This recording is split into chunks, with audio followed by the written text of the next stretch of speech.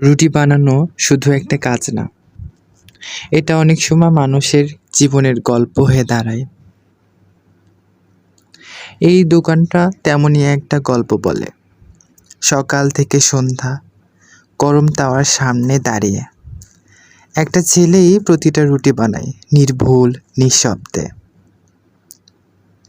তাকে প্রথমে আমি চুপচাপ ভিডিও করছিলাম, কিন্তু হঠাৎ সে নিজেই বলল, ভাই ভিডিও করবেন যখন ঠিকঠাক করে করেন। ওর কণ্ঠে ছিল আত্মবিশ্বাস, চোখে একরকম অহংকার, না টাকার না পদের। ওর অহংকার ছিল নিজের কাজের ওপর। ও জানে রুটি বানানো সবার কাজ না।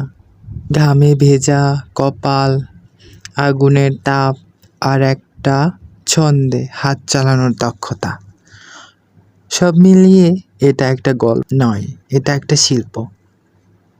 এই ভিডিওটা শুধু রুটিন না, এটা একটা পরিশ্রমী ছেলের গল্প, যে রোজ নিজের ঘামকে রুটি বানিয়ে তোলে। শেষ পর্যন্ত দেখে নিও ভাই, হয়তো একটুখানি শ্রদ্ধা জন্মাবে এই রুটি আর এই ছেলেটার জন্য।